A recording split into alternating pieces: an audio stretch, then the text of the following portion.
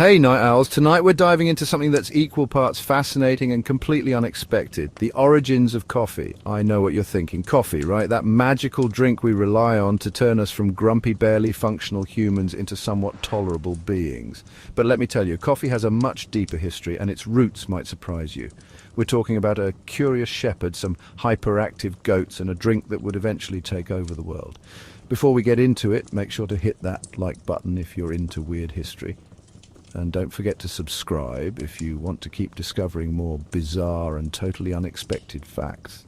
And hey, drop a comment below to let me know where you're tuning in from. We love hearing from all you caffeine enthusiasts out there. All right, let's travel back to the 9th century, where a curious shepherd named Caldi noticed his goats getting a burst of energy after munching on some red berries. Little did he know, this tiny berry would go on to change the world forever. I mean, who would have thought a bunch of hyperactive goats would be the reason we all survive our Monday mornings, right? Chapter 1. Caldi's Curious Discovery. The legend behind coffee's first sip. Alright, so here's where things start to get really interesting. Caldi, having tried the magical berries himself, wasn't just hopping around like his goats. He was clearly onto something big. After all, this was no ordinary berry. It was the caffeine-packed wonder that would one day fuel entire nations, multiple generations of sleep-deprived office workers, and every college student's all-nighter. Caldi, like any good shepherd, decided he couldn't keep this discovery to himself. So he went to a local monk, probably thinking, hey, if anyone can help spread this wild energy boost, it's a monk, right? The monk, being a skeptic, as monks tend to be about such things, took the berries, brewed them into a drink, and sipped away. Now, I don't know about you, but I'm guessing the monk wasn't expecting to stay up all night praying and thinking, I could get used to this. But that's exactly what happened. The monk was wide awake, alert, and probably wondering how soon he could start telling everyone about his new magical drink. And thus, coffee began its early days as the drink of choice for staying alert during those long, grueling prayer sessions. It didn't take long before word spread like wildfire. By the 9th century, this energizing drink was catching on in monasteries across the region. And while the monks may have been the first to truly appreciate coffee's powers, it didn't stay in the hands of religious folks for long. Soon, people from all walks of life were brewing the stuff. But as fun as Caldi's story is, let's face it, it's more legend than historical fact. The real history of coffee starts getting a lot murkier as it spreads through Ethiopia and eventually makes its way to the Arabian Peninsula. What we do know is that by the 15th century, coffee was well on its way to becoming a cultural cornerstone in the Middle East. As coffee's reputation grew in Ethiopia, the journey of the coffee plant was about to take a major turn. No longer would coffee just be a curiosity for monks and shepherds. The drink was headed for the bigger stage, the global one, and it would make its way from the mountains of Ethiopia across the Red Sea to Yemen on the Arabian Peninsula, where it would eventually take root as a fundamental part of life in the Middle East. The real transformation of coffee began in Yemen. Here, coffee was cultivated intentionally and brewed in a way that was distinctly different from how the berries were used back in Ethiopia. The locals started refining the process of roasting the beans and brewing them into a drink. And this is where things get even more fascinating. Coffee was no longer just for the religiously inclined. It became a social drink, a beverage that brought people together. Enter the first coffee houses. These weren't just places to get a caffeine fix, they were cultural hubs. These early coffee houses, known as café cane, became the places to be for intellectuals, poets, and anyone who wanted to engage in deep conversations or lively debates. Imagine it, a bustling cafe where people were discussing the latest news, writing poetry, or solving the world's problems. Sounds pretty familiar, right? But here's the thing, coffee wasn't just a drink for artists or scholars, it became a tool for connection, a drink that sparked conversations and kept minds sharp. By the 16th century, coffee houses began to spring up all across the Middle East. Places like Istanbul, Cairo, and Baghdad became the heart of the coffee house culture, where anyone, regardless of their social status, could walk in, pay for a cup, and be part of the ongoing discussions. It wasn't long before the coffee house became a symbol of social life, a place for collaboration and shared thoughts. This was the first major shift from coffee being just a religious stimulant to becoming a drink central to daily life. But coffee wasn't just brewing in coffee houses. It had also begun making its way into royal courts. And as you'd expect, it didn't take long for the elite to adopt this energizing drink, further fueling its rise in popularity. Coffee had crossed into the higher echelons of society, and it was only a matter of time before it made its way to Europe. In the midst of all this, the journey of coffee began to reflect the story of world exploration and trade. As traders traveled and the Ottoman Empire grew, the coffee bean made its way further west. At first, coffee was something the elite drank only behind closed doors. The aristocrats were drawn to it not just for its energizing effects, but for its role as a status symbol. And like many luxury goods, it was imported at great cost from distant lands. In Europe, the rise of coffee came at an important historical moment. The 17th century was a time of intense political and intellectual upheaval, and the establishment of coffee houses in places like Venice, London, and Paris couldn't have come at a better time. In these growing metropolises, coffee houses became the focal point for new ideas and revolutionary thoughts. They weren't just places to grab a quick cup, they were places to meet, to talk, to write, to debate. They were intellectual arenas, where the likes of Isaac Newton, John Locke, and Voltaire exchanged ideas over cups of coffee. The first coffee house in England was opened in 1652, and soon coffee houses became known as penny universities. For the price of a cup of coffee, just a penny, anyone could join the conversation, hear the latest news, and rub elbows with some of the brightest minds of the day. The coffee house became a democratic space, accessible to people of all social standings, from poets and philosophers to politicians and business people. But here's where coffee's role took a surprising turn. While coffee was becoming a symbol of intellectualism and social life in Europe, it was also about to become something even bigger, a catalyst for change. And you can thank a little event in 1773 for that, because the Boston Tea Party changed everything. In the American colonies, tea had been the beverage of choice. But when the British Parliament imposed heavy taxes on tea, colonists rebelled. During the Boston Tea Party, American colonists, fed up with their tea being taxed, dumped an entire shipment of it into the harbor. In the wake of this protest, coffee became the patriotic drink of choice for those looking for a substitute. It was no longer just about taste, it was about identity and resistance. Coffee became associated with the American Revolution, and soon it was a beverage that symbolized independence and defiance. It was a drink for people who wanted to express their autonomy, and before long it became woven into the fabric of American society. From revolutionaries to everyday folks, coffee was now seen as a symbol of freedom, an energizing, unifying drink that brought people together. But coffee's journey didn't stop there. As Europe and America embraced coffee in their cultural and political spheres, the demand for it grew. The 19th century saw coffee plantations sprout up in tropical regions around the world, most notably in Brazil, Central America, and Southeast Asia. The global coffee trade boomed, and coffee's reach expanded even further. As coffee spread across continents, it was no longer just an intellectual drink or a revolutionary symbol. It became a global commodity. By the 20th century, coffee was a staple in most households, and the idea of a coffee culture was being born in countries around the world. The rise of coffee house chains like Starbucks, founded in the 1970s, helped bring coffee into the modern era, cementing its place as a global cultural and economic force. So what did Caldi's discovery really kick off? Coffee wasn't just a drink, it was a cultural revolution. From a shepherd's curious moment to monks' midnight prayers, coffee soon grew into a drink that transcended borders, religions, and cultures. And as we move into the next chapter, we'll see how this ancient discovery would eventually turn into the global phenomenon we can't live without today. Chapter 2, From Ethiopia to the World, the Journey of Coffee's Roots. As coffee's legendary beginnings in Ethiopia took root in the hearts and minds of the people there, it was clear that this humble berry had a much bigger future ahead of it. Caldi's discovery may have been the spark that ignited the fascination with coffee, but its journey was far from over. In fact, coffee's true journey began when it crossed the Red Sea from Ethiopia to the Arabian Peninsula, where it was to undergo its first real transformation. From there it would become a cultural and global commodity, making its way to places far beyond the highlands of Ethiopia. But how did this tiny berry, discovered by a curious shepherd and his overly energetic goats, make the leap from a local Ethiopian drink to a drink that would eventually fuel the intellectual and cultural revolutions of Europe and America? Let's travel back to the 15th century, where coffee's real journey began. Coffee wasn't just going to stay in Ethiopia. The world was beginning to take notice of this energizing drink, and coffee's journey into the Arabian Peninsula would lay the foundation for its global reach.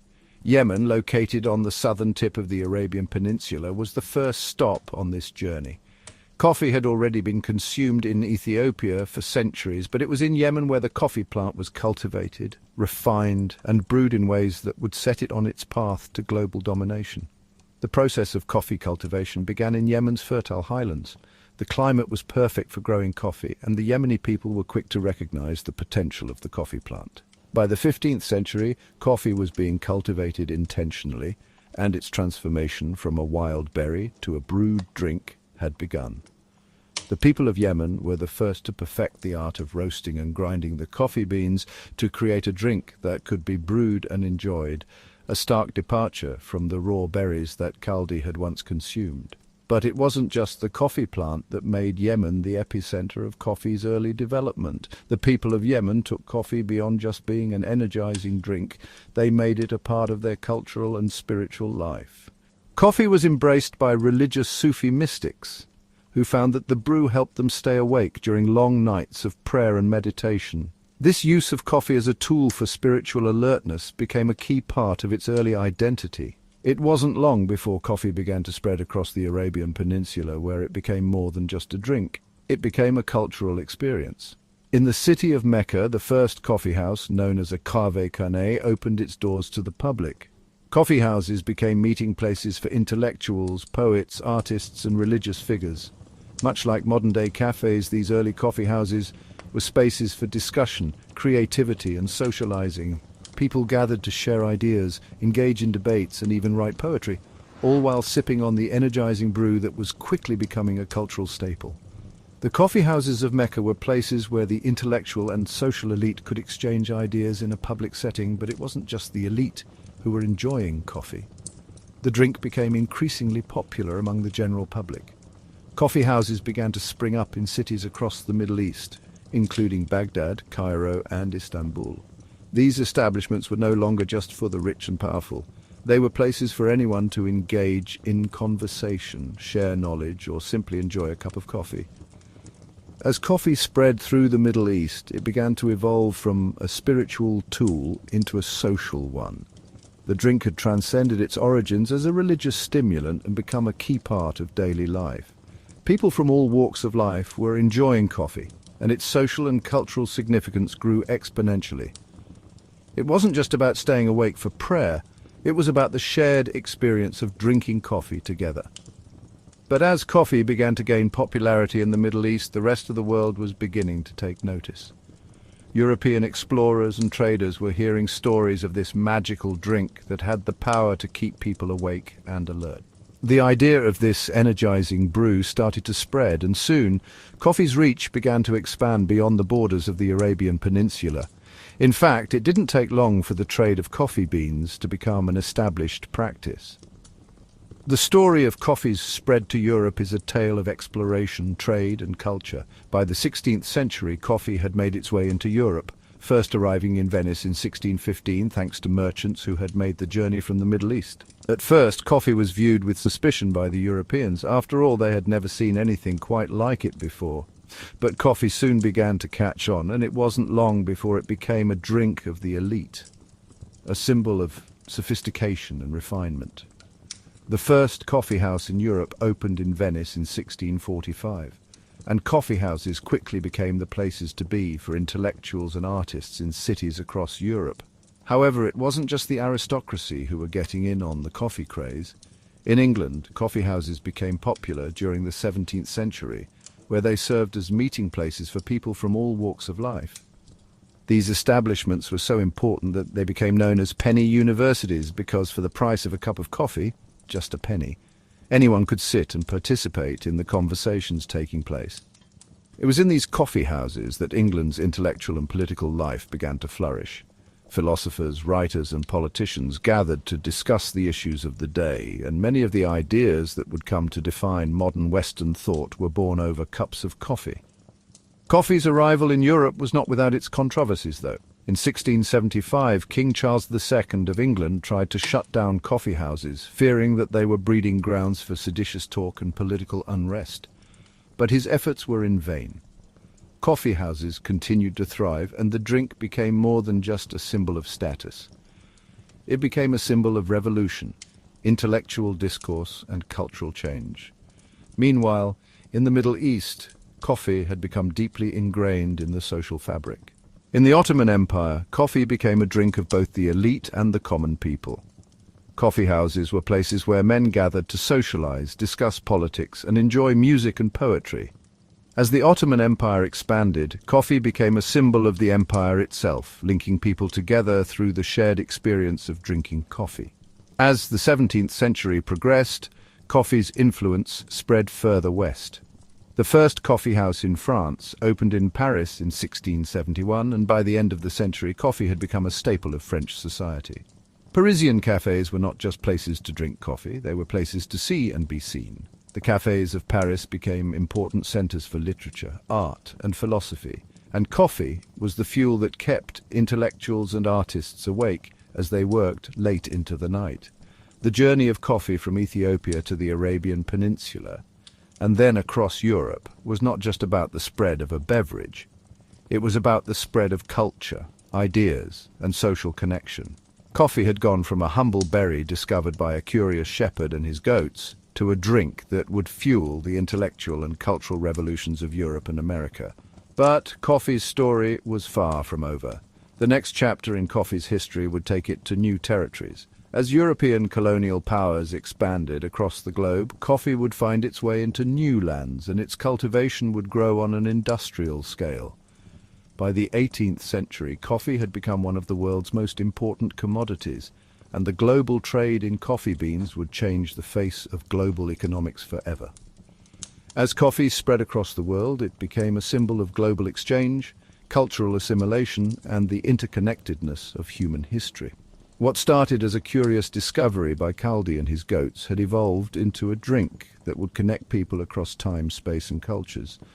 And as we look ahead to the next chapter in coffee's journey, we'll see how this humble berry became a global sensation, influencing trade, society, and culture for centuries to come. Chapter 3: The Rise of Coffee in Europe, a drink for the elite and the commoner.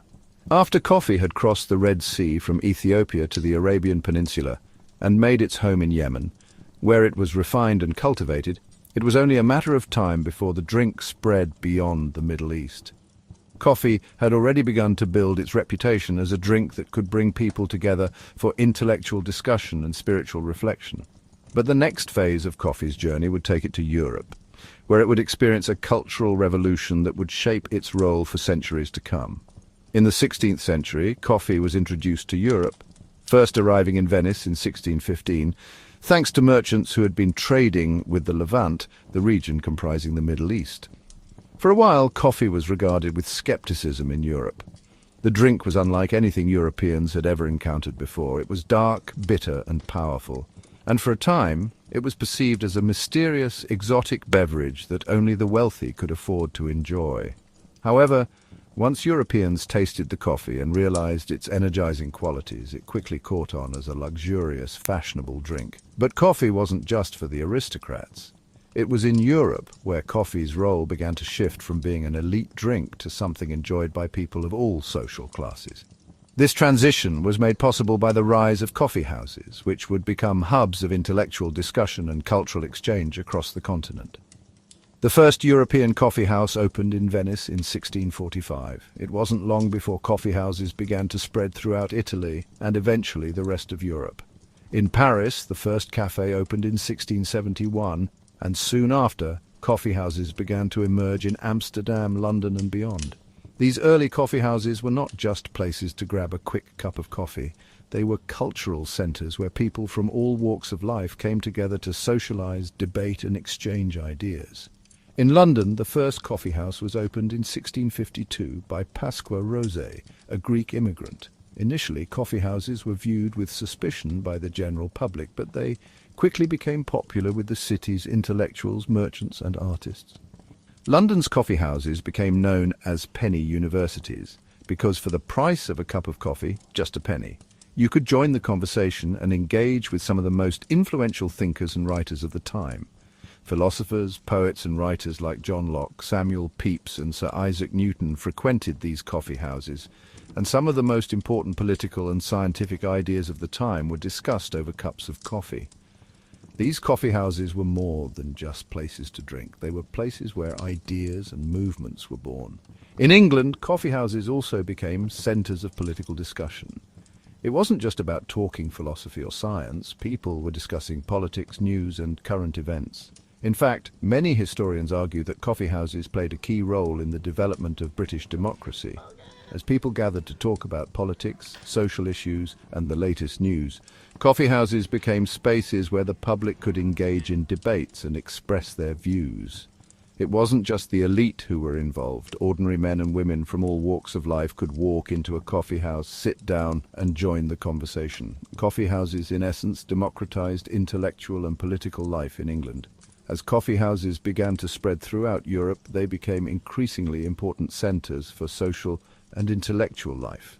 In France, the café culture flourished, and the rise of coffee houses in Paris coincided with the city's emergence as the intellectual capital of the world. French intellectuals, including Voltaire, Rousseau, and Diderot, gathered in cafés to discuss philosophy, literature, and politics. It was in Parisian cafés that the Enlightenment movement was nurtured and refined. Much like the coffee houses of London, Parisian cafés became spaces where new ideas could be exchanged freely.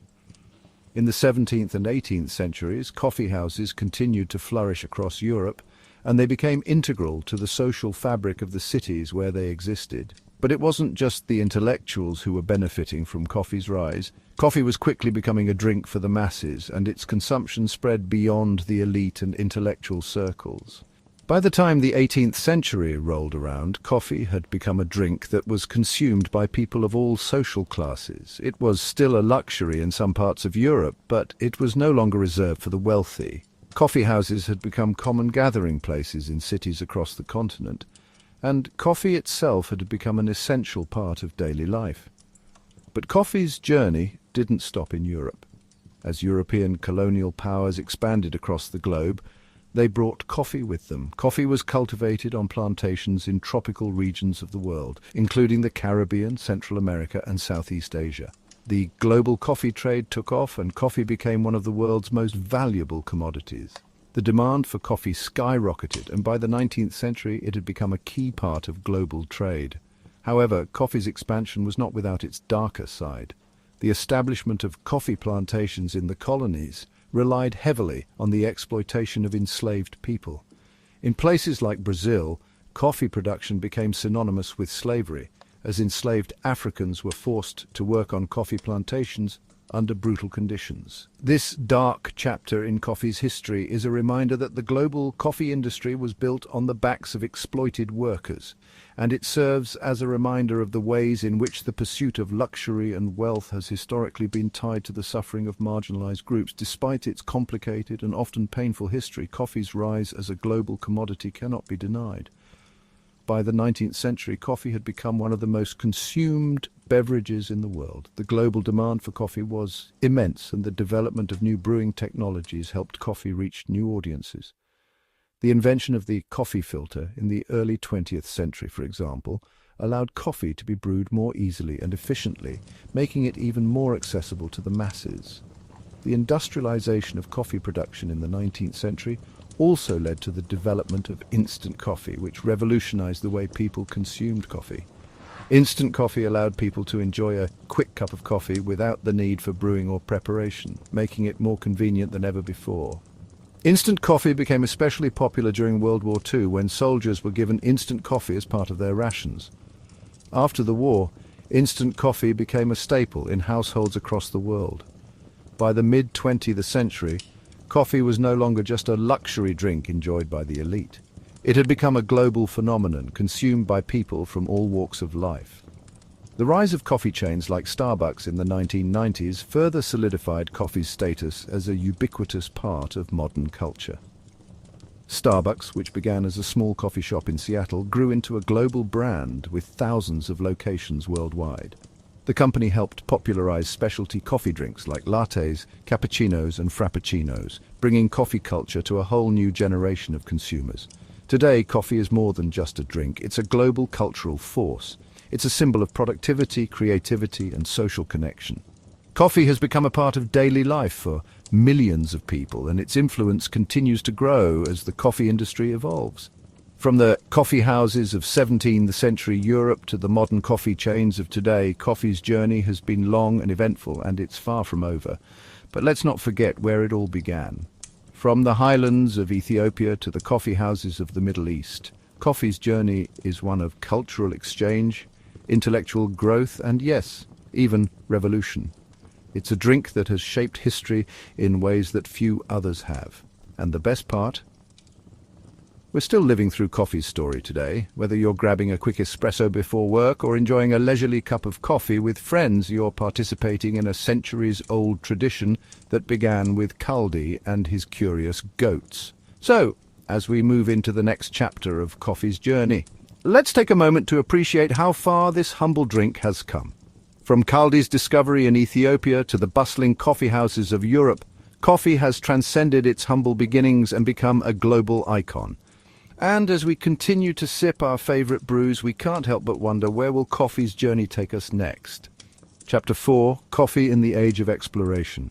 From the New World to the colonies. Coffee's journey, from a curious discovery by a shepherd in Ethiopia to a drink that would captivate the world, is nothing short of extraordinary. By the 17th century, coffee had already travelled across the Arabian Peninsula, made its way to Europe, and become the drink of choice for intellectuals, artists, and royalty. But this wasn't the end of its story. No, coffee had even bigger plans. It was about to take a monumental leap in its global journey, one that would not only solidify its place as a cultural icon, but also propel it into the heart of the global economy. It was during the Age of Exploration, an era marked by European colonial expansion, that coffee truly began to spread across the world. This was the age of discovery, the time when European powers like Spain, Portugal, France, and the Netherlands were not only exploring new lands, but also establishing vast empires. And with this empire building came the establishment of global trade routes that would forever change the face of the coffee industry. From the sugar plantations of the Caribbean to the coffee farms of South America, coffee would become an integral part of the colonial economy. But before we get into the industrial-scale coffee production in the Americas, let's take a step back and understand how coffee made its way from Europe to the New World. By the 17th century, coffee had already become well established in Europe, especially in countries like France, England, and the Netherlands. In the Netherlands, Dutch traders who had established colonies in Southeast Asia brought coffee with them from the Middle East. They were the first to successfully cultivate coffee outside of the Arabian Peninsula, beginning the process of growing coffee on plantations. The Dutch cultivated coffee in Java, Indonesia, and from there the plant began to make its way to other parts of the world. The real turning point in coffee's journey came in the mid-1600s, when the French and the Dutch began to experiment with cultivating coffee in their colonial territories. The Portuguese, who had strong maritime trade routes to Brazil, followed suit, bringing coffee with them and beginning its cultivation in the Brazilian colonies. At this point, coffee had already moved beyond being a drink consumed by the elite and intellectuals in Europe and the Middle East. It was now becoming a global commodity. But the expansion of coffee cultivation in the New World was no accident. The demand for coffee was rapidly growing, especially in Europe, where coffee had become ingrained in daily life. By this time, coffee houses had become symbols of intellectual exchange in cities like London, Paris, and Amsterdam. Coffee was no longer just a drink. It was a symbol of sophistication, culture, and social status. But for many, it was more than that. It was an essential part of their daily routine. The question became, how could European powers meet the growing demand for coffee? The answer, of course, was to create coffee plantations in the colonies. The need for cheap labor to work these plantations, however, led to a darker chapter in coffee's history. Coffee cultivation in the New World, particularly in Brazil, was built on the backs of enslaved Africans who were brought to the colonies to work in the coffee fields. Much like the sugar and tobacco plantations, coffee cultivation relied heavily on the exploitation of enslaved people. This system of forced labor would continue throughout the 18th and 19th centuries, with millions of enslaved Africans being transported across the Atlantic to work on coffee plantations in Brazil, Colombia, and other parts of Latin America. In Brazil, coffee quickly became the most important crop of all. By the 18th century, Brazil had become the world's largest coffee producer, and its plantations were supplying Europe with vast quantities of coffee beans. The Brazilian coffee industry became a key part of the global economy, with coffee being exported to Europe and the Americas in increasing quantities. Coffee was no longer a luxury item, it had become a commodity, traded on the international market and consumed by millions of people every day. But as coffee began to play a central role in the global economy, the colonial powers that controlled coffee production began to recognize its value. The Dutch, who had long been involved in the coffee trade in Southeast Asia, began to establish coffee plantations in the Caribbean and Central America. The French followed suit, planting coffee in their Caribbean colonies, especially in Haiti. The French colony of Saint-Domingue, now Haiti, became one of the world's largest producers of coffee in the 18th century, second only to Brazil. In fact, coffee was so integral to the colonial economies that it became a key driver of imperial expansion and colonial competition. The rise of coffee as a global commodity had far-reaching effects on trade, culture, and society. By the 19th century, coffee had become an essential part of global commerce. The coffee trade was not just a product of colonialism, it was also a driving force behind it. European nations saw coffee as both a valuable export and a way to strengthen their influence over the colonies. Coffee was traded along with other goods like sugar, tobacco, and cotton, and it was often used as currency in the transatlantic slave trade. As demand for coffee surged, colonial powers pushed to expand coffee production, resulting in the creation of vast coffee plantations that spanned the globe. The Industrial Revolution also played a role in coffee's spread. As technology advanced and transportation improved, coffee was able to reach more people than ever before. The growth of global shipping networks, coupled with the rise of the railroads, allowed coffee beans to be transported across vast distances. Coffee was no longer confined to elite social circles. It was now accessible to people from all walks of life. Coffee became a drink of the masses, consumed not only in coffee houses and cafes, but also in homes across Europe and the Americas. In the United States, coffee's role continued to grow. By the late 19th century, coffee had become an integral part of American culture. The rise of the American middle class, coupled with the growing popularity of coffee, led to the establishment of the first American coffee roasters. Companies like Folgers, Maxwell House, and Hills Brothers began to mass-produce coffee for the American market, making it more affordable and accessible than ever before. Coffee had gone from being an exotic luxury to a household staple. As coffee became more widely consumed, its cultural significance also grew. In the United States, coffee was increasingly associated with productivity and efficiency. Coffee was the drink that fueled early mornings and late nights, the drink that powered through workdays and study sessions. The rise of the coffee break in American offices during the early 20th century further cemented coffee's role as a symbol of modern life. Coffee was no longer just a drink, it was a ritual, an essential part of the workday and a symbol of the fast-paced, industrialized world. The global spread of coffee also led to the rise of coffeehouse chains, particularly in the 20th century. One of the most iconic coffeehouse brands, Starbucks, was founded in Seattle in 1971. Starbucks revolutionized the coffee industry by introducing the concept of premium specialty coffee drinks. By the 1990s, Starbucks had become a global brand with thousands of locations around the world. Coffee, once a luxury drink consumed by the elite, was now a ubiquitous part of daily life for millions of people worldwide. But as coffee became a global phenomenon, it wasn't without its challenges. The global coffee industry has long been plagued by issues related to sustainability, fair trade, and the exploitation of workers.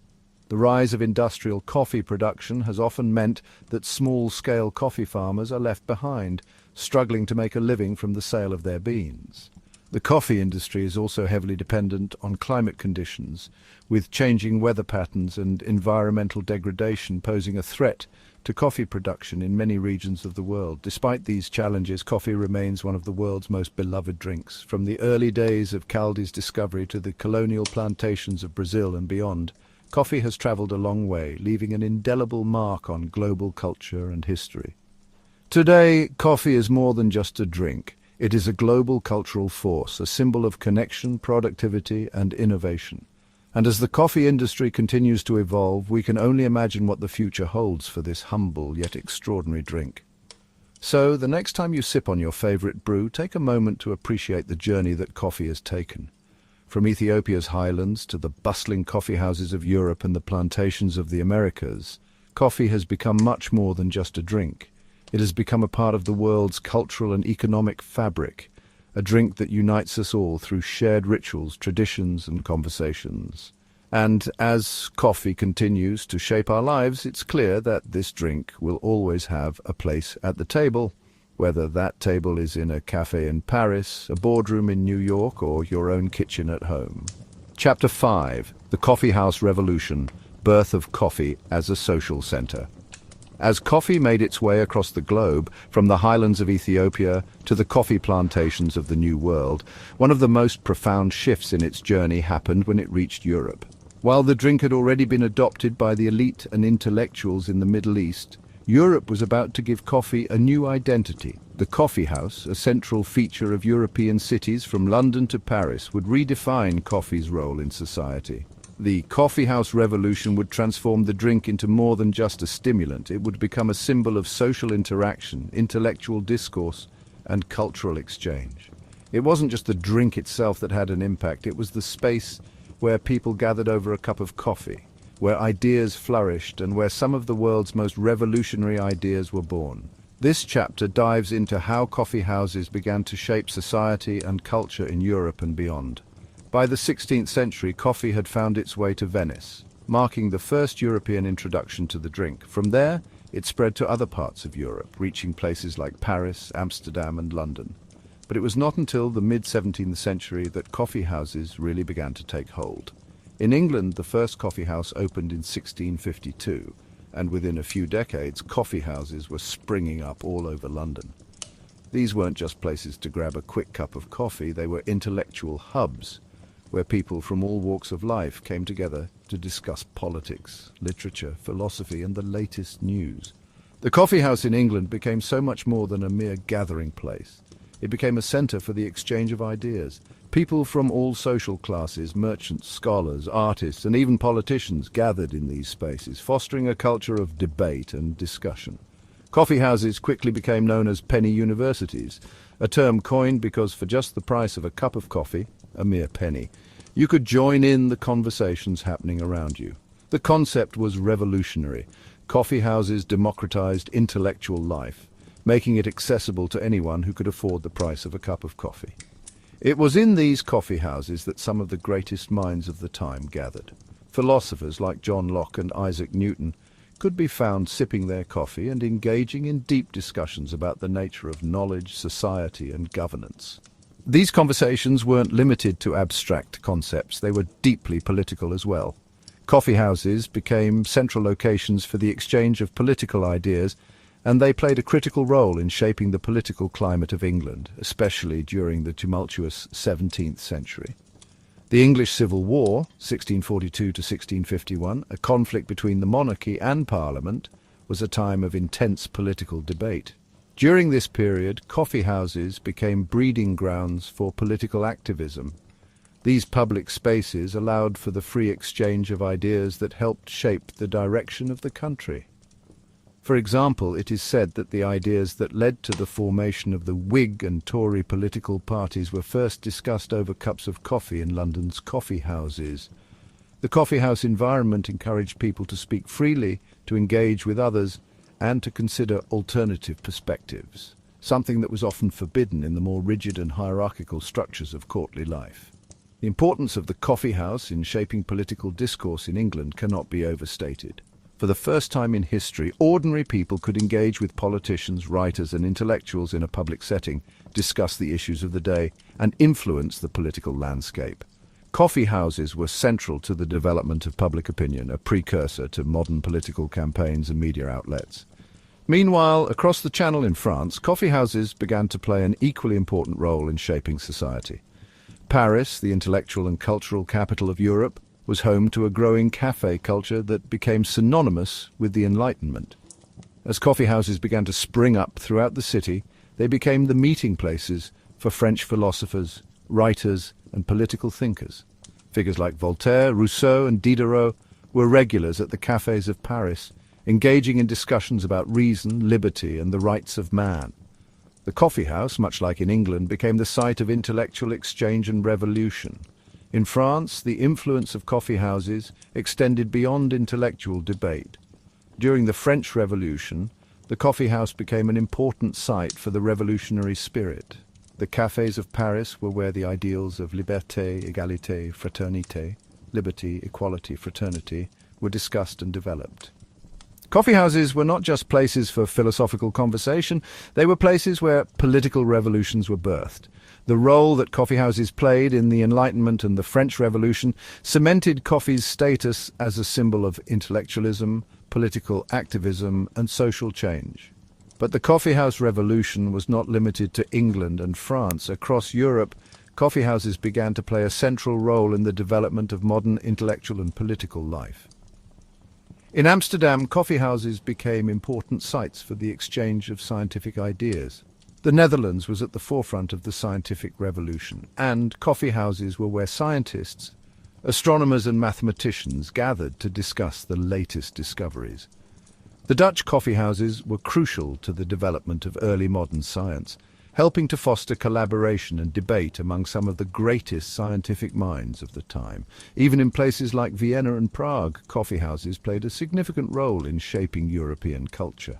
Vienna's café culture became world-renowned in the 18th and 19th centuries, and its coffee houses were home to writers like Beethoven and Freud, who frequented the cafés to write, compose and think. In Central Europe, coffee houses served as incubators for some of the most important cultural and intellectual movements of the time. What made the coffeehouse culture so important was that it was, by design, a place where anyone could engage with the intellectual elite.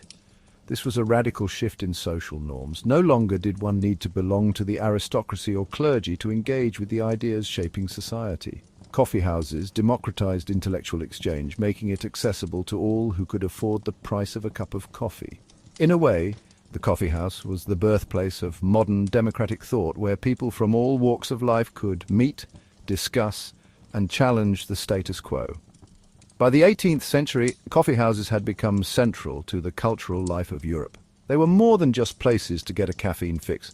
They were hubs of social interaction, political activism, and intellectual discourse. And it wasn't just in Europe that coffee houses were having an impact.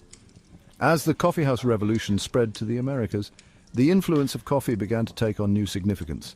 In the United States, coffee houses began to emerge in the early 18th century, following the British model. By the time of the American Revolution, coffee houses in Boston, New York, and Philadelphia had become important centers of political discussion. The most famous example is the Green Dragon Tavern in Boston, which served as a gathering place for revolutionaries like Samuel Adams and Paul Revere. Coffee houses were places where ideas about independence and freedom were discussed and where the seeds of revolution were sown. Just as in Europe, coffee houses in the American colonies became places where the political ideas that would lead to the formation of the United States were developed. The rise of coffee houses in Europe and the Americas marked a dramatic shift in social and intellectual life. Coffee, which had once been a luxury drink for the elite, had become a drink of the people. It had become a drink that united people from all walks of life, fostering debate, intellectual growth, and political change. The coffeehouse revolution wasn't just about a drink. It was about the spaces that allowed for the free exchange of ideas, the spaces where modern democracy and intellectualism took root. But the coffeehouse revolution wasn't just about politics and philosophy. It was about culture too. Coffee houses became the breeding grounds for literature, music, and art. In places like Vienna and Paris, cafes became meeting places for musicians, writers and artists who would go on to shape the cultural landscape of Europe. Writers like Voltaire, Jean-Jacques Rousseau and Heinrich Heine could be found in the cafes of Paris and Berlin, discussing literature and politics. Composers like Mozart and Beethoven were regulars in Vienna's coffee houses, using the space to write music, collaborate and find inspiration. The coffeehouse revolution played a crucial role in shaping the cultural life of Europe and the Americas, from the Enlightenment to the rise of modern art and literature. As coffeehouses spread across the world, they continued to play a central role in the development of intellectual and political life. Even today, cafes and coffeehouses are important spaces for collaboration, innovation and social interaction. Whether you're in a trendy cafe in New York or a traditional cafe in Paris, the coffeehouse remains a place where people come together to share ideas, engage in conversation, and shape the world around them. Chapter 6. The Coffeehouse Expansion. Coffee as a global commodity. After coffee had made its way across the Arabian Peninsula, spread throughout Europe, and revolutionized intellectual and political life, the story of coffee's global expansion was far from over. While coffeehouses had already taken hold in cities like London, Paris, and Vienna, the demand for this energizing drink was growing at an incredible pace.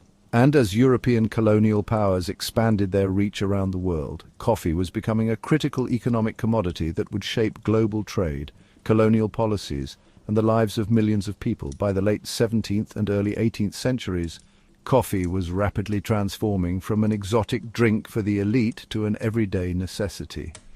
The global demand for coffee was skyrocketing, and the established coffee houses in Europe, which had once been the hubs of intellectual discussion, became the hotbeds of a rapidly expanding coffee culture. However, to meet the increasing demand, European colonial powers turned to the New World, the Americas, where coffee would take root on an industrial scale and ultimately shape the development of entire economies. The global coffee trade, however, was no fairy tale. Behind the growth of coffee as a worldwide commodity lay the darker side of colonialism.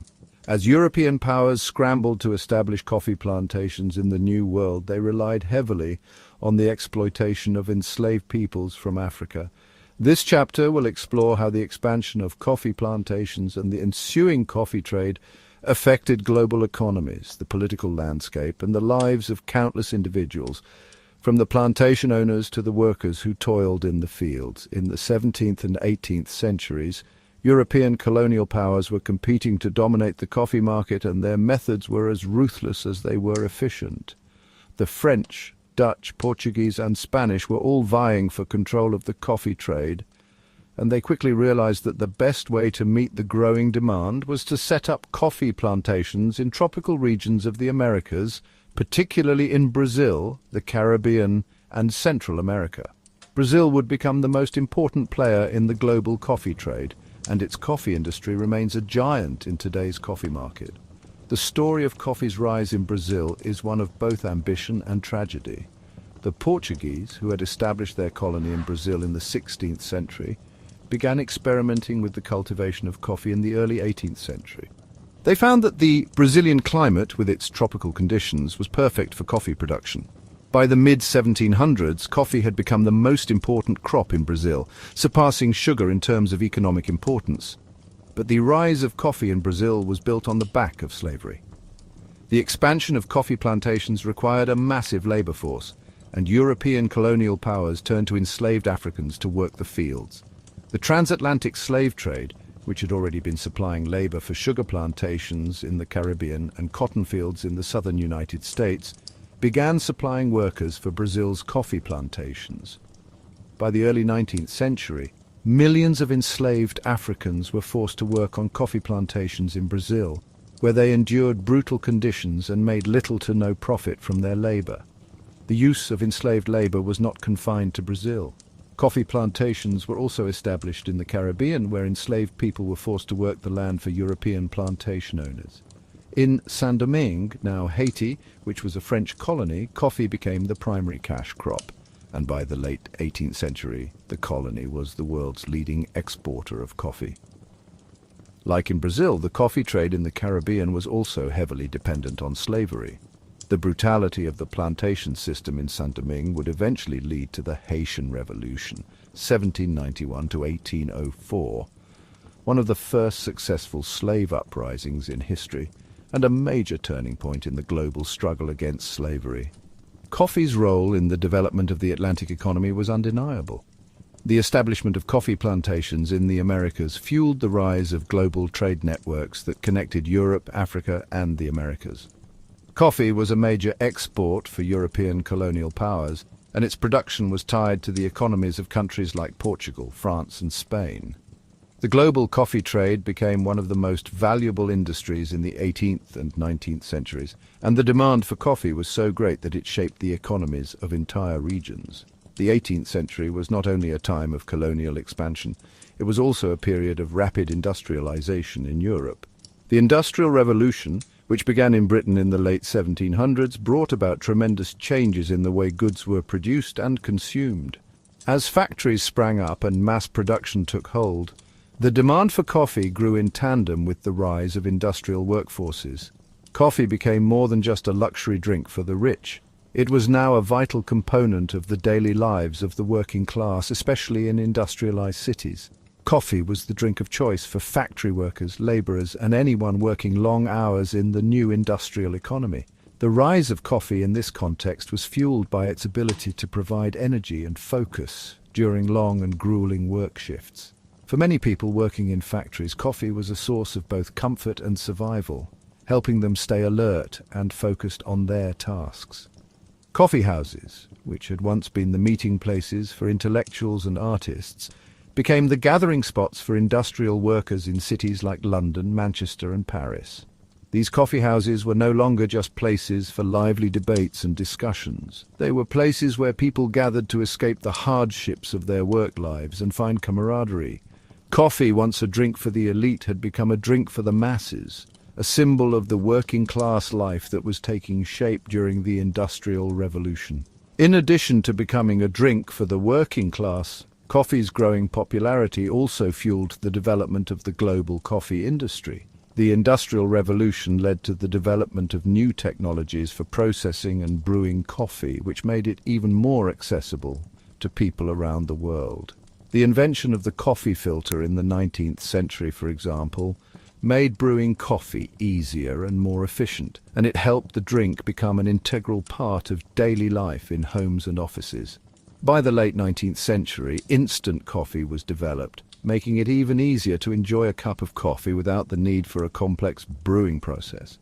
Coffee's transformation during the Industrial Revolution was not just about its role in the workplace, it was also about its increasing presence in people's homes. As coffee became more affordable and accessible, it became a staple of modern life. The drink that had once been associated with royalty, intellectuals, and artists was now part of the daily routine for people from all walks of life. As coffee's popularity grew in Europe and the Americas, so did the demand for coffee beans. The establishment of coffee plantations in the Caribbean, South America, and Southeast Asia made it possible for European powers to meet this demand. However, as we've seen, the coffee trade was inextricably linked to the system of slavery. The transatlantic slave trade, which had already been supplying labor for sugar and cotton plantations, became deeply intertwined with the coffee trade. Slavery was the foundation upon which the coffee industry was built in the Americas, and this dark history is still felt today in the global coffee market. The labor conditions on coffee plantations were brutal, and enslaved Africans endured unimaginable hardships as they worked long hours in the coffee fields. Despite the abolition of slavery in the 19th century, the legacy of exploitation continued in the coffee industry. The global coffee trade remained dominated by large corporations and plantation owners, while small-scale farmers were often left behind, struggling to make a living from the crops they grew. Today, the coffee industry remains one of the most profitable industries in the world. However, the legacy of colonialism, exploitation, and inequality still lingers in the global coffee supply chain. Fair trade coffee movements have emerged in recent decades, advocating for better wages, working conditions, and environmental sustainability for coffee farmers. While these movements have made some progress in improving the conditions for small-scale coffee farmers, The global coffee industry remains marked by issues of exploitation and unequal distribution of wealth. Despite its dark history, coffee has had a lasting impact on cultures around the world. From its role in intellectual and political movements in Europe to its cultural significance in the Middle East and the Americas, coffee has been a symbol of connection, productivity, and cultural exchange. The coffeehouse revolution in Europe helped foster the rise of democratic thought and intellectual discourse, while in the Americas, coffee played a central role in the rise of modern political movements. Today, coffee continues to be an integral part of daily life across the globe. Whether you're sipping a latte in New York, a cappuccino in Rome, or a Turkish coffee in Istanbul, coffee remains a global symbol of social interaction, creativity, and productivity. And just as coffee has traveled across continents and cultures, so too has its influence spread through literature, art, music, and popular culture. Chapter 7: Coffee and the Rise of the Modern Consumer, from Mass Production to Specialty Brews. By the 19th century, coffee had firmly established itself as a global commodity, no longer just the drink of the elite or a symbol of intellectual life in coffeehouses. Coffee had become a staple of daily life for millions. The Industrial Revolution had transformed it from a luxury product into an everyday necessity, consumed by factory workers, office clerks, and anyone needing a boost to get through the day. As the world's demand for coffee skyrocketed, the global coffee industry had to evolve to meet the needs of an increasingly industrialized society. This chapter explores how the rise of mass production in the 19th century fueled the global spread of coffee and how it led to the creation of the coffee brands and coffee houses we know today. We'll also dive into how coffee began to evolve further in the 20th century, from the introduction of instant coffee to the explosion of specialty coffee shops that redefined what it means to enjoy a cup of coffee. By the 19th century, coffee was no longer an exotic commodity reserved for the elite. It had become a drink that was readily available to people of all walks of life, thanks to advancements in both farming techniques and trade. The expansion of coffee plantations in Brazil and other parts of South America had already made coffee more accessible, but it was the rise of industrialization that truly changed the way coffee was produced, distributed, and consumed. The 19th century saw the mass production of coffee thanks to improvements in technology and transportation. The rise of steamships and railroads allowed coffee beans to be shipped across the globe at unprecedented speeds, making coffee more accessible than ever before. As demand for coffee increased, the need for mass production led to the development of large-scale coffee companies that would come to dominate the global coffee market. In the United States, one of the most iconic coffee brands to emerge was Folgers, which was founded in San Francisco in 1850. By the early 20th century, Folgers had become one of the most well-known coffee brands in America, catering to a growing consumer base that demanded quick, convenient coffee. Other major coffee brands, such as Maxwell House and Hills Brothers, followed suit, and these brands quickly became household names. The industrialization of coffee production allowed these brands to standardize the quality of their coffee and produce it on a massive scale, which made it affordable for the average person. But coffee's mass production came with a price. As coffee became cheaper and more widely available, the coffee experience began to change. The focus was no longer on the quality of the beans or the preparation methods. It was about getting coffee to the masses as quickly and cheaply as possible. This led to the rise of pre-ground coffee, instant coffee, and coffee mixes, products that made it easy to brew a cup of coffee but sacrificed the rich, full-bodied taste of freshly brewed coffee made from whole beans. Instant coffee, in particular, revolutionized the coffee industry. The first commercial instant coffee was introduced by George Washington, not the president, in the early 20th century. His brand, which was marketed under the name Red E-Coffee, was the first widely successful instant coffee product. By the 1940s and 1950s, instant coffee had become a staple in homes around the world. It was inexpensive, easy to prepare, and could be stored for long periods of time, making it an ideal product for a society increasingly focused on convenience. While instant coffee was taking over the mass market, something else was brewing in the background: the rise of specialty coffee. The story of specialty coffee is a tale of innovation, a growing appreciation for quality over convenience, and a desire to return to the roots of coffee cultivation.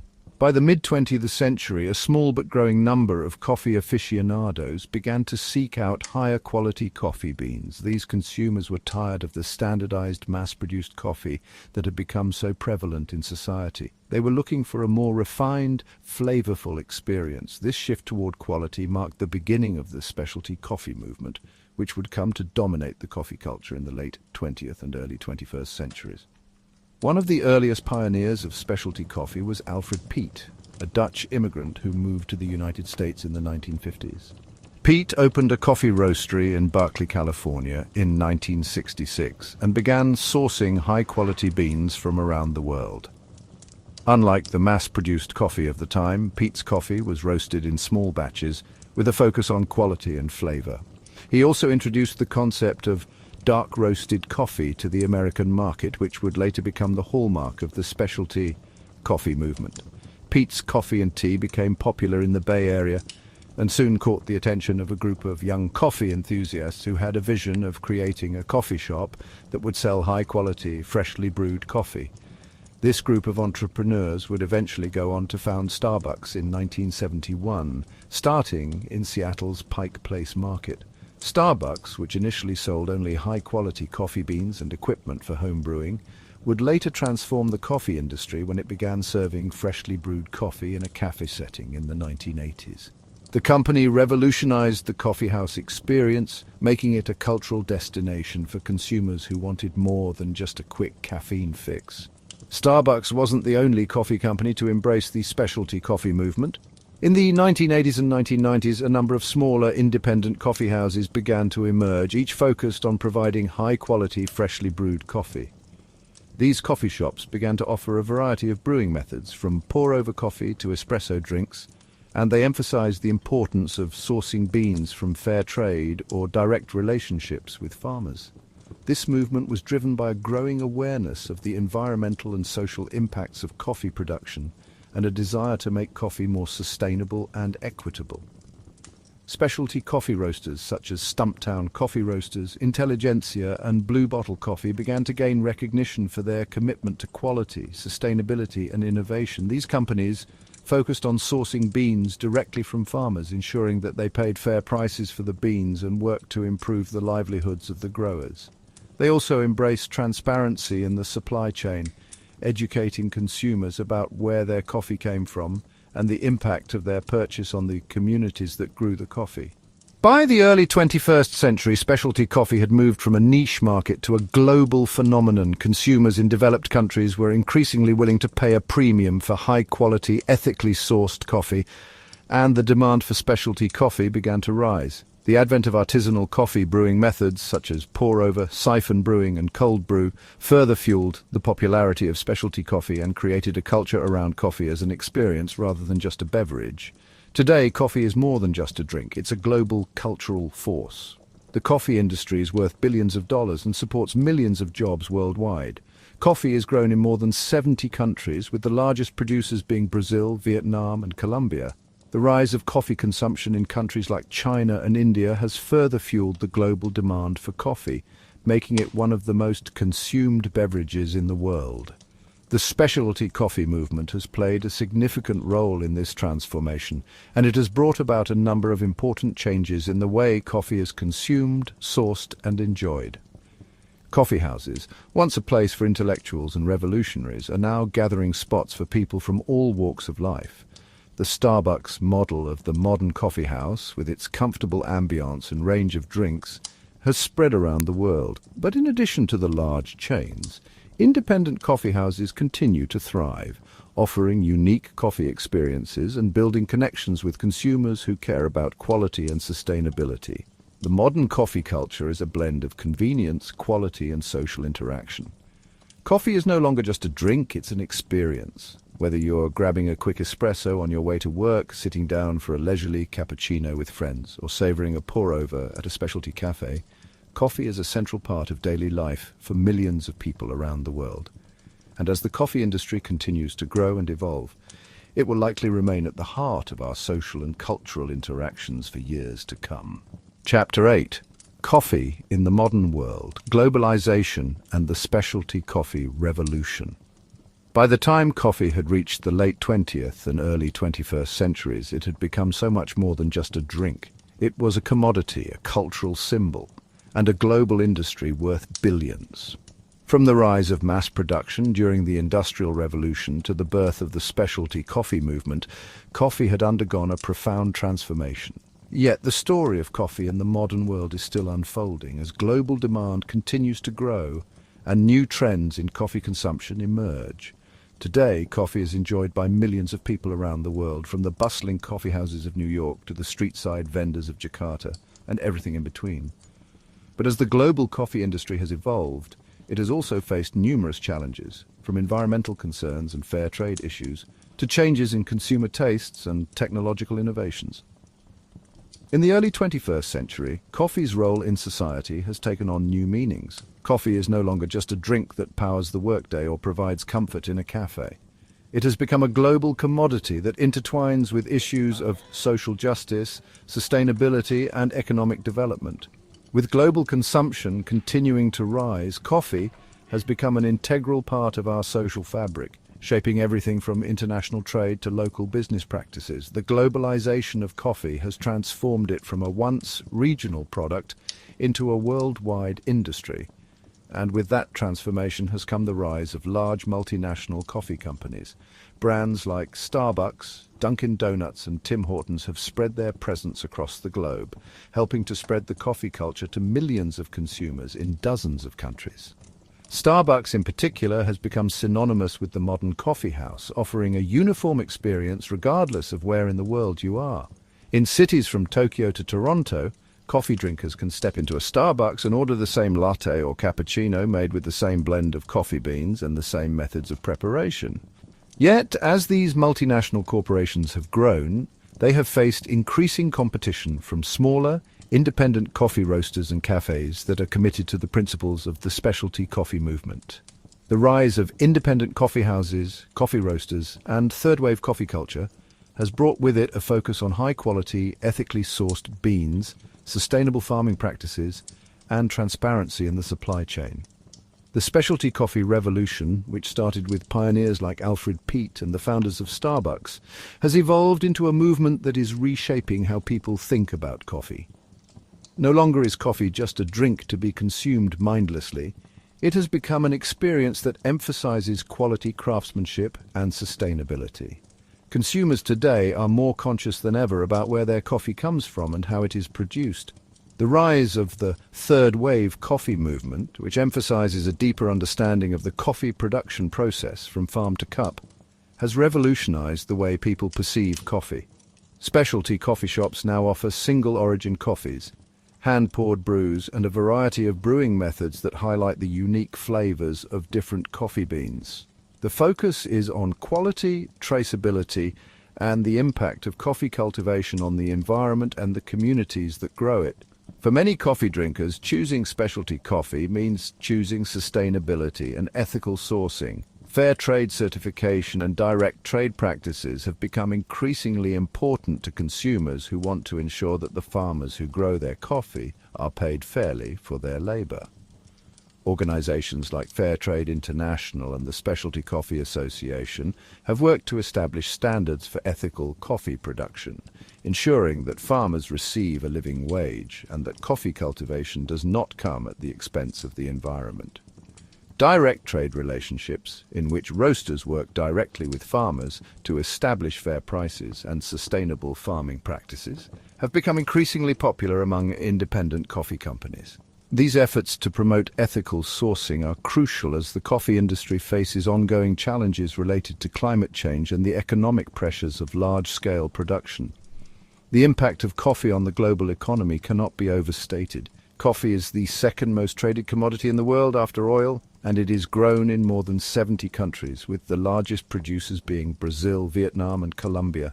The coffee industry supports millions of people worldwide, from farmers and harvesters to baristas and coffee roasters. The globalization of coffee has created new markets, and emerging economies in places like China and India are beginning to show increasing interest in coffee, pushing up demand even further. The global coffee industry now has an annual value of over $100 billion, with the demand for coffee continuing to rise in both developed and developing nations. But as coffee's popularity continues to grow, the challenges facing the coffee industry are becoming more pressing.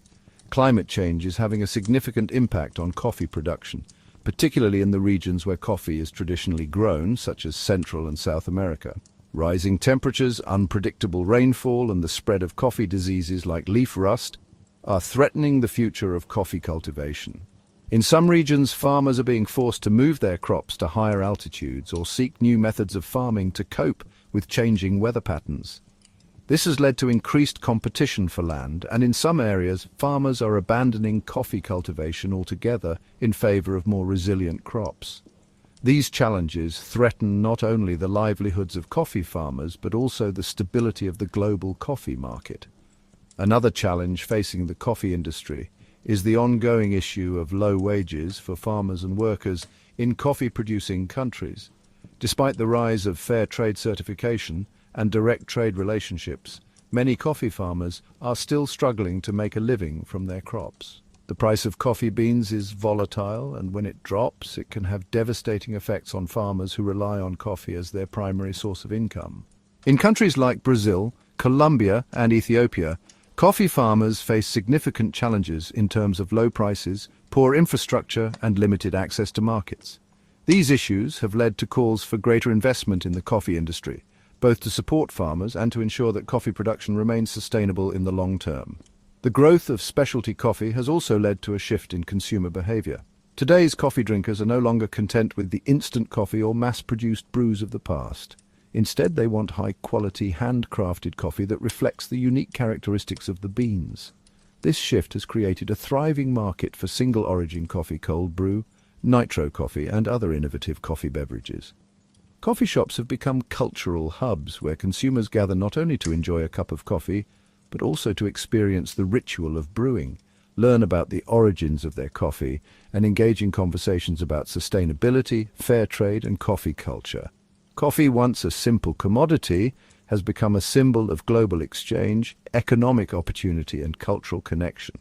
From the coffee houses of 17th century London to the artisanal cafes of the 21st century, coffee has played an essential role in the development of modern society.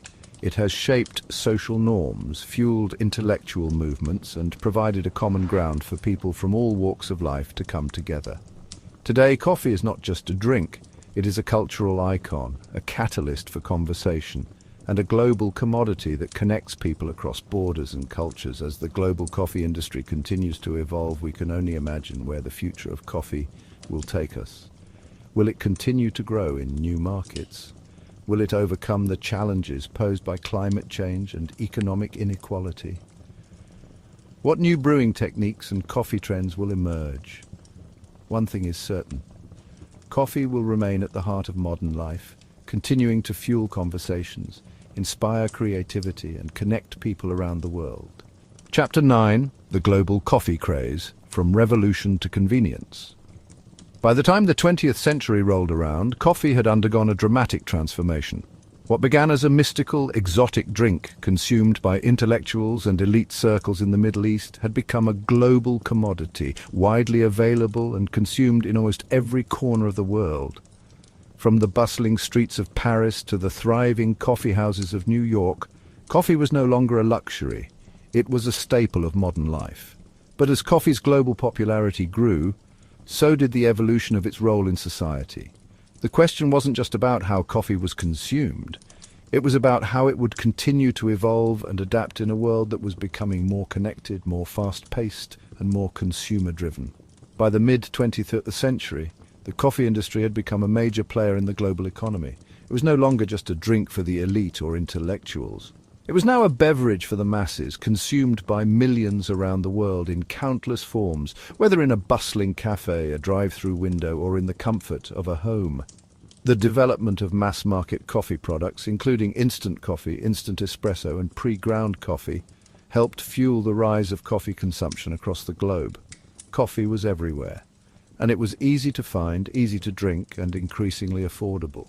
But as coffee became a household staple, something else was brewing in the background. An entirely new coffee culture was emerging. The rise of coffee houses, the development of commercial coffee products, and the explosion of mass consumption had already set the stage for a revolution. But this revolution would not be about coffee itself, it would be about how people experienced coffee and how the drink became interwoven with daily life, culture, and business in ways never imagined before. The story of the global coffee craze in the 20th and 21st centuries is about the democratization of coffee consumption, the rise of multinational coffee corporations, and the emergence of coffee as a cultural force that transcends borders. The mass production of coffee, which began in the early 20th century, helped propel coffee into the global market. Coffee companies like Folgers and Maxwell House became household names, and the convenience of instant coffee made it a go-to product for busy families and workers. Instant coffee was affordable, quick and efficient, perfect for a world increasingly focused on speed and convenience.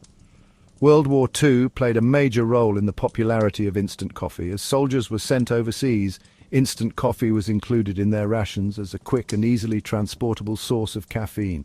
Instant coffee was synonymous with wartime, something quick, easy and sustaining during difficult times. But while instant coffee dominated the global market, coffee culture was undergoing another transformation. By the 1950s and 1960s, there was a growing demand for a more sophisticated coffee experience.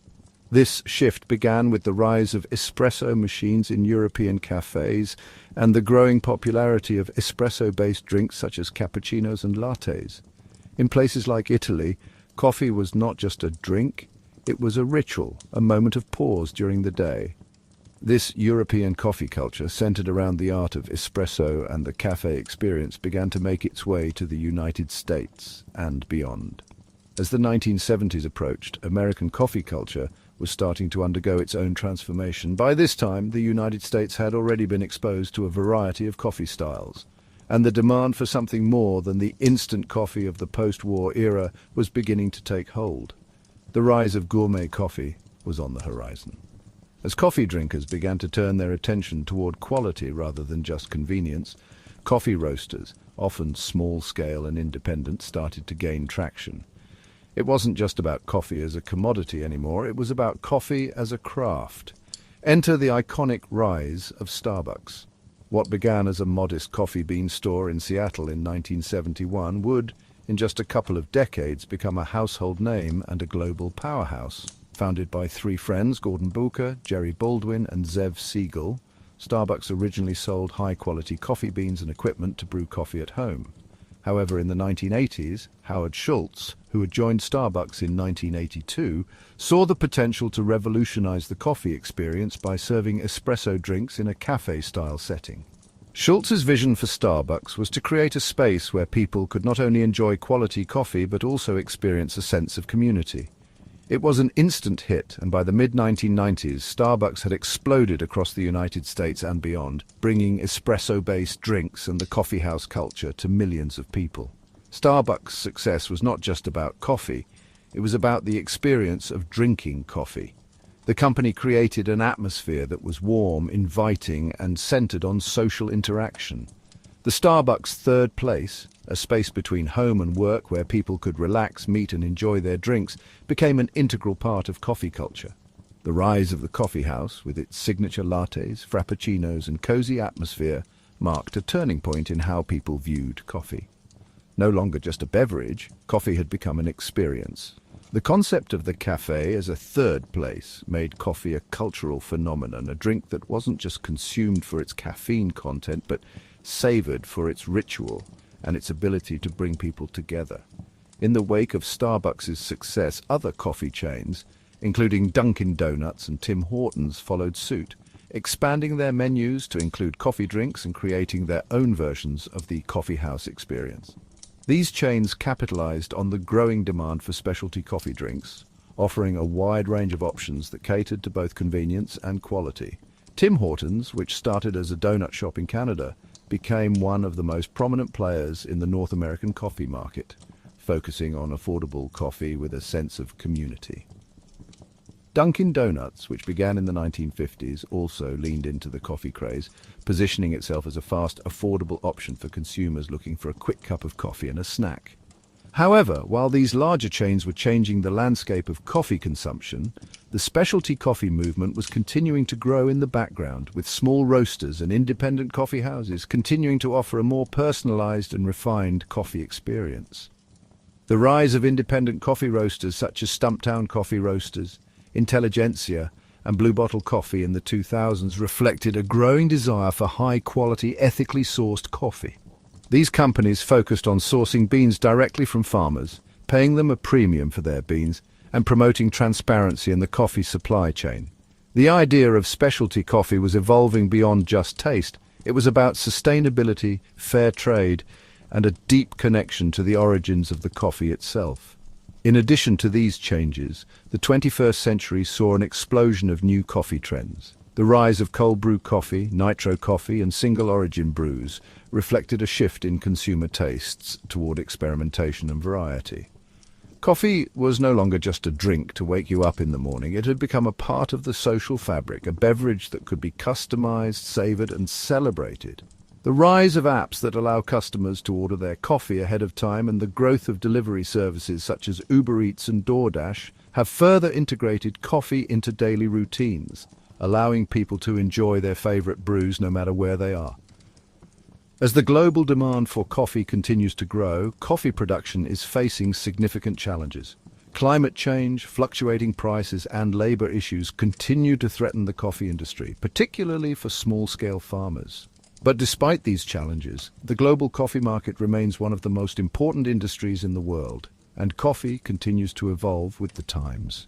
The story of coffee's rise from a luxury drink to a mass-produced commodity and then to a cultural icon is a testament to how a simple beverage can shape economies, societies, and individual lives. Whether it's in a small independent cafe, a multinational chain like Starbucks, or a convenience store, coffee has become a universal part of our lives.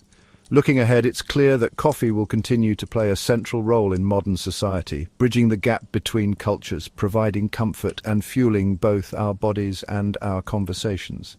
As coffee continues to evolve, so too will the ways in which we consume and connect over a cup of this beloved beverage. Chapter 10. Coffee and the Modern World.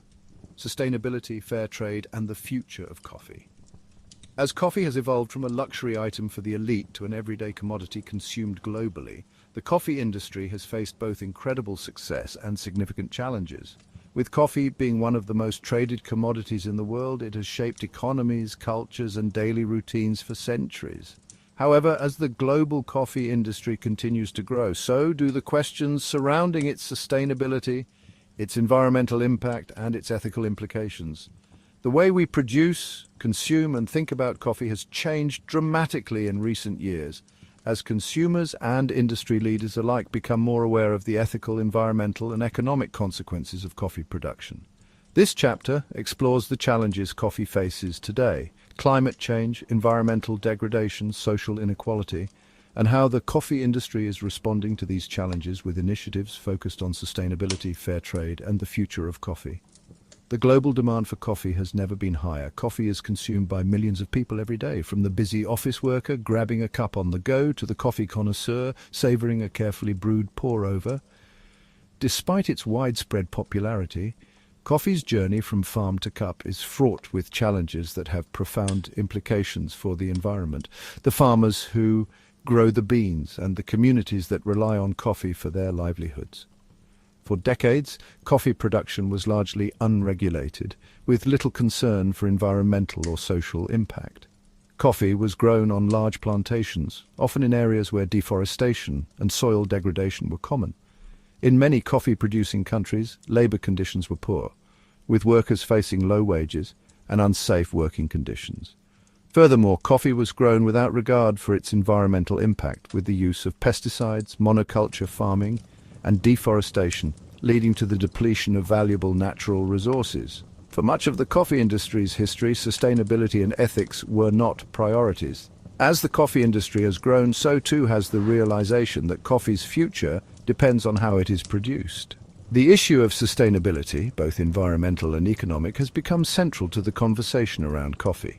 The demand for ethically produced, environmentally friendly coffee has led to the rise of various certification programs, fair trade initiatives, and sustainable farming practices aimed at mitigating the impact of coffee production.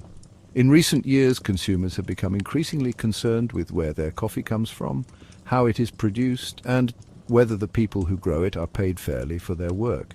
This shift in consumer attitudes has led to a growing movement toward ethical and sustainable coffee sourcing. One of the most important movements to emerge in the coffee industry has been the fair trade movement. Fair trade certification aims to ensure that coffee farmers are paid a fair price for their beans and that they work under fair labor conditions. The goal of fair trade is to eliminate exploitation in the coffee supply chain, ensuring that farmers in developing countries receive a fair wage for their labor and that they can invest in their communities. Fair trade coffee is often produced in partnership with cooperatives of small-scale farmers who work together to negotiate better prices and improve their livelihoods. By focusing on long-term, sustainable relationships between farmers and buyers, fair trade has helped shift the coffee industry toward more equitable and sustainable practices. While fair trade has made significant strides in promoting social and economic justice in coffee production, it is not without its critics.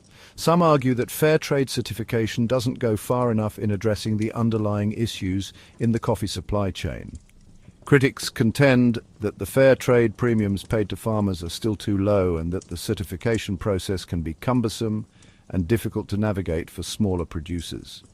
Furthermore, fair trade doesn't always guarantee that farmers will have access to the support they need to adapt to changing market conditions or environmental challenges. As the global demand for coffee continues to rise, fair trade may need to evolve in order to provide better support to farmers and to address the growing challenges facing the industry. In addition to fair trade certification, another initiative that has gained traction in recent years is direct trade. Direct trade involves roasters and buyers working directly with farmers, cutting out the middlemen in the coffee supply chain. This model allows farmers to negotiate better prices for their beans and ensures that they receive a larger share of the revenue from their coffee sales. Direct trade also allows roasters to develop stronger relationships with farmers, ensuring that the coffee they purchase is of high quality and produced in an ethical and sustainable manner. Direct trade has been championed by many specialty coffee roasters, including companies like Stumptown Coffee Roasters, Intelligentsia, and Blue Bottle Coffee. These companies have taken a hands-on approach to sourcing their beans, traveling to coffee-growing regions to visit farms, and building long-term relationships with farmers. By cutting out the middlemen and working directly with farmers, these roasters have been able to ensure that their coffee is ethically sourced and that farmers are paid fairly for their beans. However, direct trade is not without its challenges. It can be difficult for small roasters to establish direct relationships with farmers, and the costs of building these relationships can be high. Nevertheless, direct trade remains a promising alternative to traditional coffee sourcing models and has the potential to create a more sustainable and equitable coffee industry. Alongside fair trade and direct trade, there has been a growing focus on environmental sustainability in coffee production. Coffee farming is resource-intensive, requiring large amounts of water, land, and energy. As global temperatures rise and the effects of climate change become more pronounced, the environmental impact of coffee farming is becoming an increasingly important issue. Coffee is a crop that thrives in specific climatic conditions, and as temperatures increase and weather patterns become more unpredictable, coffee farmers are facing significant challenges in maintaining production. Climate change threatens to push coffee production out of traditional growing regions and into areas that may not be well suited for the crop, creating new uncertainties for the industry. To address these challenges, many coffee farmers and organizations are adopting sustainable farming practices aimed at reducing their environmental impact. These practices include agroforestry, organic farming, and water conservation. Agroforestry, which involves growing coffee alongside other plants, helps to preserve biodiversity, improve soil quality, and reduce the need for pesticides. Organic farming, which avoids the use of synthetic chemicals and fertilizers, helps protect the environment and reduce the harmful effects of chemical runoff. Water conservation practices are also being implemented, as coffee farming requires large amounts of water and many coffee-producing regions are facing water scarcity issues. Despite these efforts, the coffee industry still faces significant challenges in addressing its environmental impact. As climate change accelerates, coffee farmers will need continued support to adapt to changing conditions and adopt more sustainable practices. Governments, NGOs, and the coffee industry itself must work together to provide resources and incentives to help farmers cope with the challenges of climate change and ensure the long-term sustainability of coffee production. The future of coffee lies in its ability to adapt to these challenges and evolve with the changing demands of consumers. As awareness of environmental and social issues grows, coffee drinkers are becoming more conscious of the choices they make when purchasing coffee. The rise of sustainability-focused coffee brands and the increasing availability of certified fair trade and organic coffee reflect a growing consumer interest in supporting ethical and environmentally friendly practices. But it is not just up to consumers to drive change. Coffee producers, roasters, and retailers must also take responsibility for the impact their business practices have on the environment and the people who grow the beans. Coffee's evolution from a drink consumed by the elite to a global commodity has been nothing short of remarkable. However, as the industry continues to grow, it must navigate the challenges of climate change, inequality, and environmental degradation. The future of coffee depends on the willingness of all stakeholders, farmers, roasters, consumers, and corporations, to work together to create a more sustainable and equitable coffee industry. By embracing ethical sourcing, sustainable farming practices, and a commitment to social and environmental responsibility, the coffee industry can continue to thrive while ensuring that future generations can enjoy a cup of coffee that is not only delicious but also produced in a way that respects people and the planet. Chapter 11. The Global Coffee Economy. From the bean to the cup, coffee has long been a global commodity, deeply embedded in the daily lives of millions of people around the world. Its influence stretches far beyond the simple pleasure of a morning cup. It impacts entire economies, global trade networks, and the livelihoods of millions of farmers, laborers, and business owners. As one of the world's most traded commodities, coffee's journey from farm to cup is a complex web of relationships, systems, and processes that have evolved over centuries. In this chapter, we will explore the economic significance of coffee, the intricacies of its supply chain, and the role it plays in both the global market and the economies of coffee-producing countries. The global coffee economy is vast. With more than 70 countries producing coffee, the industry is worth over $100 billion annually, making it one of the largest and most influential sectors in the global economy. Coffee is the second most traded commodity in the world after oil, and it plays a critical role in the economies of several developing countries. For countries like Brazil, Colombia, Vietnam, and Ethiopia, coffee is not just a cultural symbol, it is the backbone of their economies.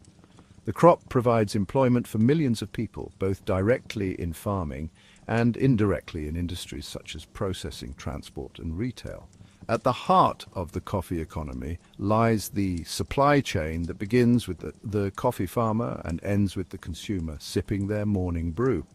For many coffee-growing regions, coffee is the primary agricultural export. However, the economic benefits of coffee production are often unevenly distributed.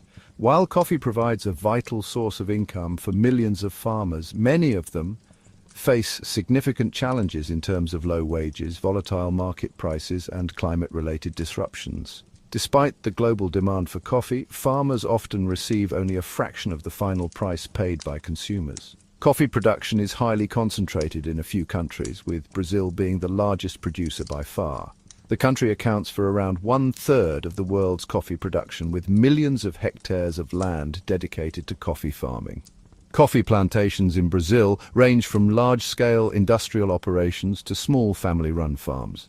In other major coffee producers, such as Vietnam, Colombia, and Ethiopia, coffee plays a similarly central role in the national economy, supporting both rural communities and large-scale commercial enterprises.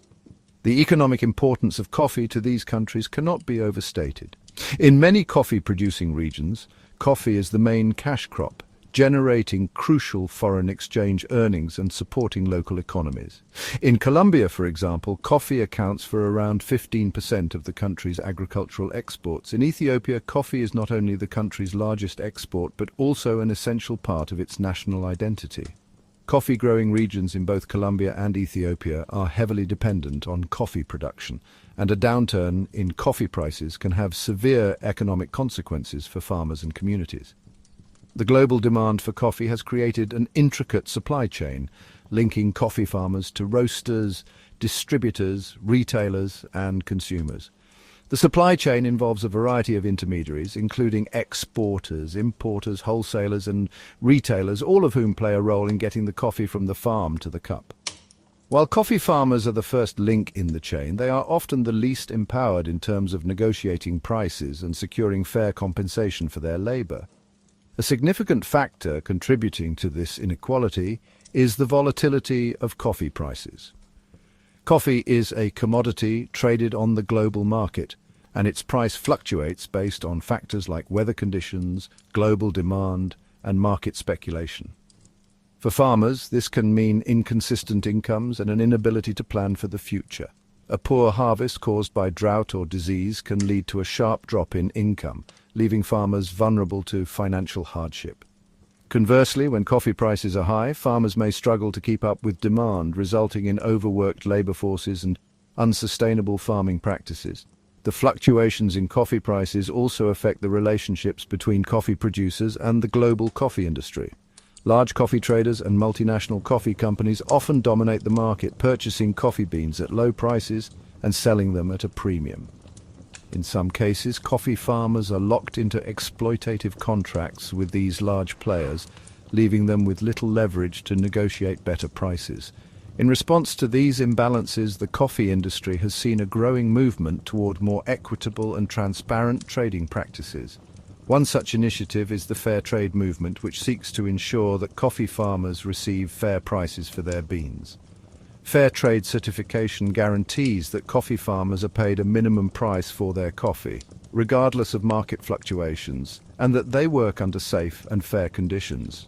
The movement also supports environmental sustainability and encourages farmers to adopt practices that protect the land and preserve biodiversity. Although fair trade has made a significant impact, it is not a perfect solution. Critics argue that the premiums paid to fair trade certified farmers are still insufficient to cover the costs of production, and that the certification process can be cumbersome for smaller producers. Alongside fair trade, the rise of direct trade practices has provided another avenue for farmers to secure better prices and more transparent relationships with roasters. Direct trade involves roasters purchasing coffee beans directly from farmers or cooperatives, bypassing intermediaries and ensuring that farmers receive a fairer share of the profit. This model has gained traction in the specialty coffee sector, with roasters like Stumptown Coffee Roasters and Intelligentsia leading the way in creating direct relationships with coffee producers. By cutting out the middlemen, these roasters are able to provide better compensation to farmers while also ensuring higher quality and traceability in their coffee sourcing. However, the challenges facing coffee farmers go beyond fair wages and direct trade relationships. One of the most pressing issues facing the coffee industry today is climate change. Coffee is a crop that is highly sensitive to changes in temperature and rainfall. The ideal conditions for coffee cultivation are becoming increasingly rare, with rising temperatures, droughts, and erratic weather patterns threatening coffee production in key regions. In places like Central America and East Africa, coffee farmers are already experiencing the effects of climate change, with decreased yields and increased susceptibility to pests and diseases. As the climate changes, many coffee-growing regions are becoming less viable for cultivation, forcing farmers to adapt or abandon the crop altogether. Some farmers are responding by moving their coffee plantations to higher altitudes where temperatures are cooler. However, this shift is not a long-term solution, as even higher altitudes are being affected by rising temperatures. Others are experimenting with new farming techniques such as agroforestry, which involves planting coffee alongside other crops to provide shade and protect the soil. Agroforestry has been shown to improve coffee yields while also enhancing biodiversity and soil health, making it a promising strategy for sustainable coffee farming. The coffee industry has a long way to go in addressing the challenges posed by climate change and ensuring that coffee remains a viable crop for future generations. While initiatives like fair trade, direct trade, and agroforestry have made strides in promoting sustainability and equity, more needs to be done to create a more resilient and sustainable coffee industry. Coffee producers, roasters, and consumers must work together to address the pressing issues facing the coffee supply chain, from climate change and environmental degradation to economic inequality and social justice. Coffee has come a long way from its humble beginnings in Ethiopia, where it was first discovered by a curious shepherd and his hyperactive goats. Today it is a global commodity consumed by millions of people around the world. From Brazil to Vietnam, Colombia to Ethiopia, coffee is more than just a drink. It is an economic engine, a cultural symbol, and a global force that connects people across borders. But as the coffee industry continues to grow, it must navigate the challenges posed by climate change, social inequality, and environmental degradation. The future of coffee depends on the willingness of all stakeholders, farmers, roasters, consumers, and corporations, to work together to create a more sustainable, equitable, and resilient coffee industry. Only by doing so can we ensure that coffee remains a vital part of our lives for generations to come. Chapter 12. The future of coffee innovation, sustainability, and the global coffee culture. As we near the end of our journey through the fascinating history of coffee, it's impossible to ignore the incredible evolution of this once humble drink. From its origins in the highlands of Ethiopia to its emergence as a global commodity, coffee has undergone countless transformations. It has shaped societies, fueled intellectual revolutions, supported economies, and brought people together across cultures. Today, coffee is a central part of our daily lives, transcending borders and uniting people from all walks of life. But what does the future hold for coffee? How will this beloved drink continue to evolve in the face of new challenges, technological advancements, and shifting consumer expectations? The future of coffee is inextricably linked to several key factors, from the environmental challenges of climate change to the rise of new trends in consumer preferences. Coffee's place in global culture and the economy is firmly established, but as the world changes, so too will the ways in which we produce, consume, and experience coffee. This final chapter explores the trends, innovations, and challenges that will shape the future of coffee, from sustainability and climate resilience to the emergence of new coffee experiences and technologies.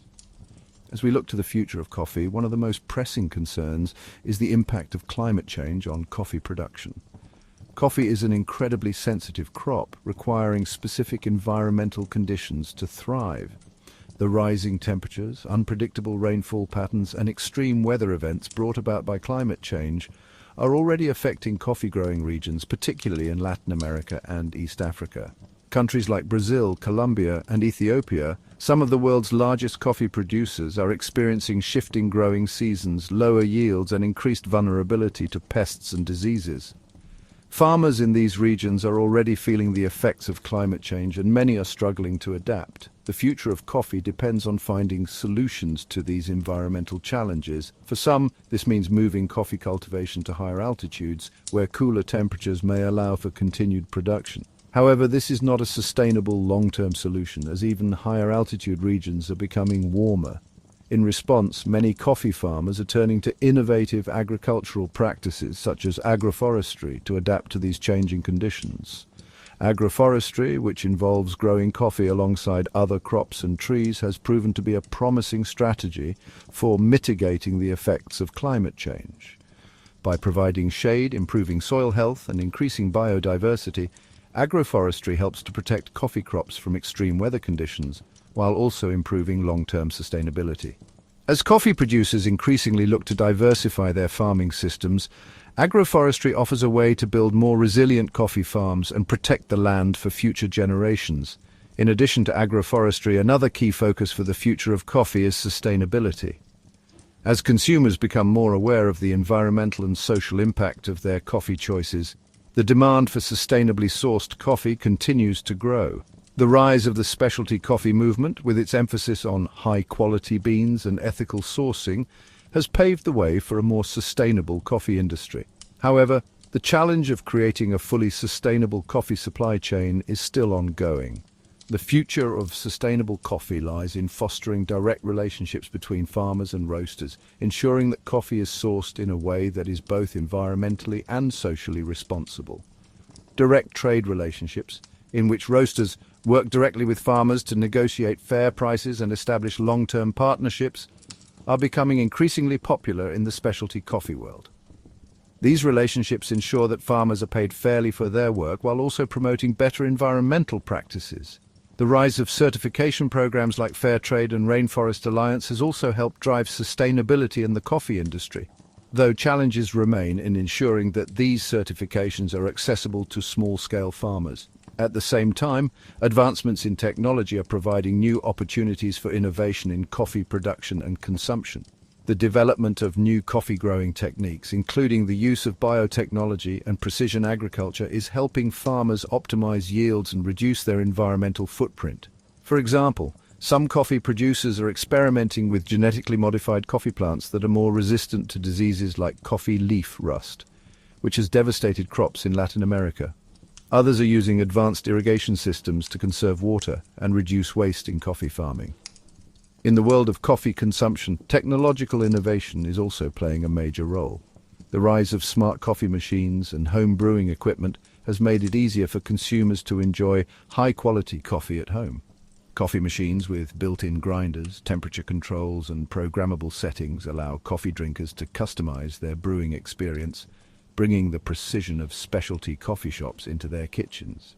The use of artificial intelligence and data analytics is also beginning to shape the future of coffee, with roasters and producers using data to better understand consumer preferences, optimize roasting profiles, and reduce waste.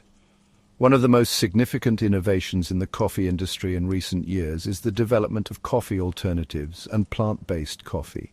With a growing demand for sustainable and health-conscious products, companies are increasingly introducing coffee substitutes made from plants like barley, dandelion, and chickpeas. These alternatives offer coffee drinkers a new way to enjoy a familiar beverage while reducing the environmental impact of traditional coffee production.